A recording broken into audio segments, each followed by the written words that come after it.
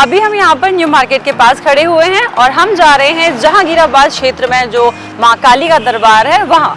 चलिए।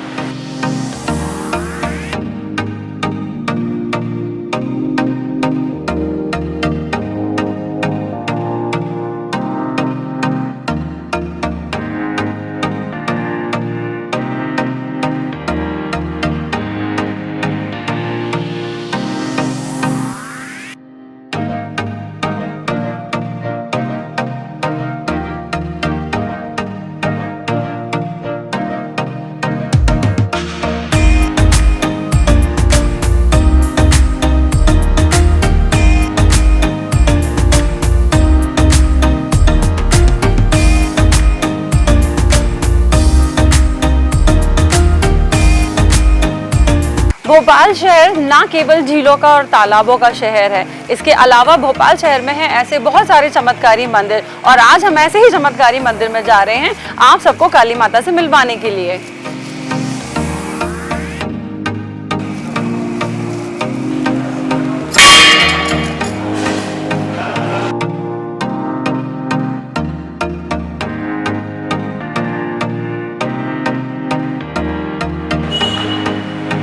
यहाँ आप देख सकते हैं ये लाल रंग की चुनरी बंधी हुई है, ये भक्तों की श्रद्धा और आस्था का जीता जागता सबूत है। जी हाँ, यहाँ पर जब भक्त आते हैं और अपनी मन्नतें मानते हैं, अपनी मन्नत मांग कर वो यहाँ पर चुन्नी बांधते हैं, धागा बांधते हैं और जब मन्नत पूरी हो जाती है तो इसको आकर खोलते हैं।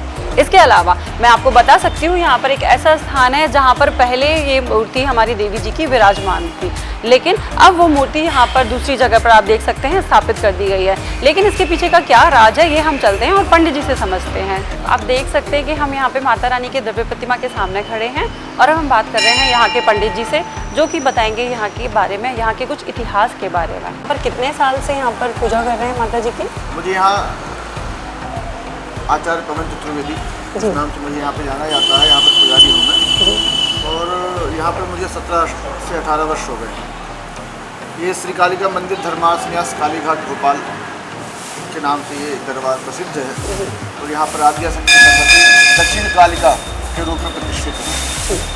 बड़ी महिमा है। 10 महाविद्याओं में ये प्रथम महाविद्या है और प्रथम देवी है ये 10 महाविद्याओं में और भोपाल का बड़ा ही जागृत ये सिंधी स्थान है। ऐसा दरबार है कि जहाँ पर जो भी भक्त जिस भाव से यहाँ पर आता है भगवती उसकी सारे मनोरथों को पूर्ण कर देती है। भगवती को लेकर लोगों के मन में एक भ्रांति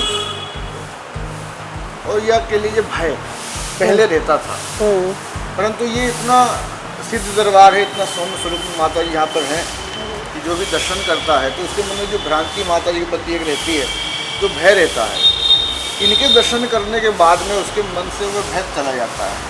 लोगों के मन में रहता है कि भगवती की आराधना हम नहीं कर सकते हैं, बहुत सारे नियम धर्म का पालन करना होता है, घर में हम प्रतिष्ठित नहीं कर सकते हैं, बहुत सारे नियम धर्म का पालन करना होता है। परंतु यहाँ से जो भक्त जुड़ गया है, ये जो भी इस दरबार में आ गया है, यहाँ पे आने के बाद में उसके मन में एक भाव जड़ जाता है कि नहीं, भगवती तो माता है, जगत जननी है जी। और क्वचित अभी कुमाता न भगती, पुत्र हो सकता है, संसार में कोई भी सब रूठ सकते हैं, लेकिन माता नहीं रूठ सकती। तो माता के दरबार में यहाँ पर शरणागत होने पर लोगों का भाव इनके प्रति जागृत हो जाता है और जगत जननी है, आद्या शक्ति है, माता जी है, तो वो जननी का भाव लोगों का इनके प्रति जुड़ जाता है। और आज के समय में आप देख रहे होंगे कि भोपाल में पहले जो झांकियाँ बैठती थी तो दुर्गा जी इत्यादि की बैठती थी, अन्य स्वरूपों की, परंतु आज के समय में अधिकतम माता जी का स्वरूप बिठाया जा रहा है, क्योंकि लोगों के मन से भय अब दूर हो चुका है। लोग समझ सके कि ये जगत जननी है, कोई भय भीत करने वाली कोई देवी नहीं है, तो आद्या शक्ति है, माता जी है। तो इस भाव से लोग भगवती की आराधना करते हैं। यहाँ पर ये बड़ा सिद्ध स्थान है। यहाँ पर इसकी स्थापना ब्रह्मलीन स्वामी श्री अनंतानंद जी महाराज जी के द्वारा ये स्थापित हुआ है 1967 माह सितंबर माह में दरबार प्रतिष्ठित हुआ है। ये नीचे बीजासन मैया है और ये स्वयंभू है जी। यहीं पर इनके दर्शन हुए हैं। ब्रह्मलीन स्वामी जी को इनका स्वप्न आया था, माता जी ने उनको निर्देश दिया कि मेरी प्रतिष्ठा की जाए, मैं यहाँ पर हूँ। तो इनकी प्रेरणा से यहाँ पे इनको प्रतिष्ठित किया गया और इनके 15 दिनों बाद इनकी ही प्रेरणा से भगवती की स्थापना की गई, क्योंकि आपने प्रायः देखा होगा कि ये दोनों का जोड़ा प्रायः साथ में रहता है, भगवती दक्षिण कालिका का और बीजासन मैया का। ये दोनों ही यहाँ पर प्रतिष्ठित हैं। इसके बाद में धीरे धीरे दरबार बढ़ता गया, इसका क्षेत्र बढ़ता गया। शीतला माता है, हनुमान जी महाराज शिव परिवार है, श्रीकाल भैरव बाबा हैं, दुर्गा जी हैं, सबकी यहाँ पे पूजन आराधना होती है।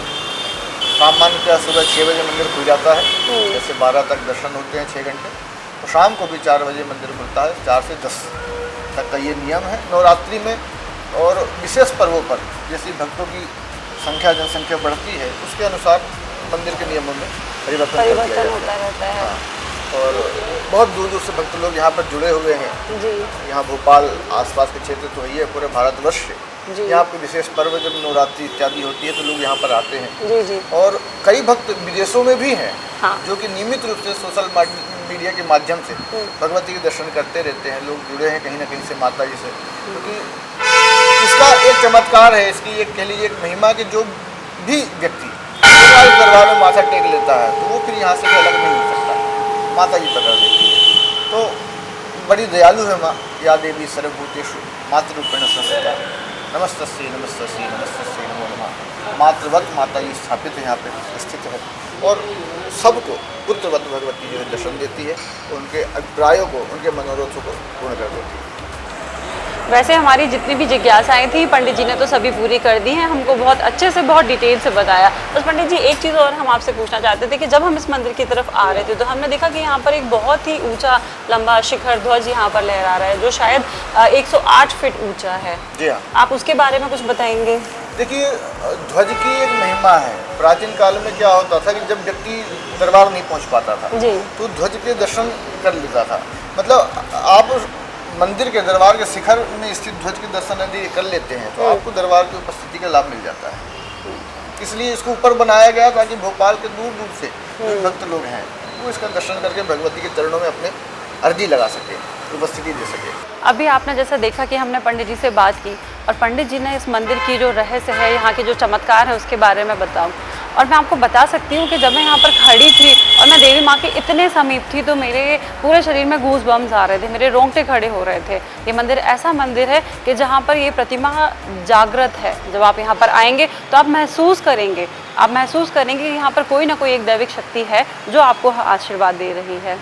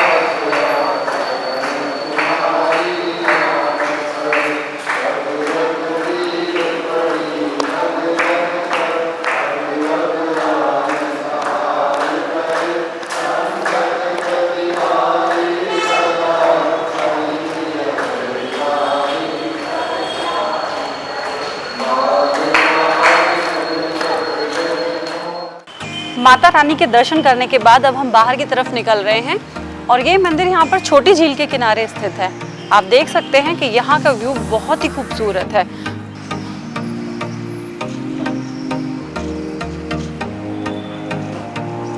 यहाँ तालाब में कुछ लोग मछलियों को खाना खिलाने आते हैं, दाना डालते हैं और कहते हैं मछलियों को खाना खिलाने से पुण्य लाभ मिलता है।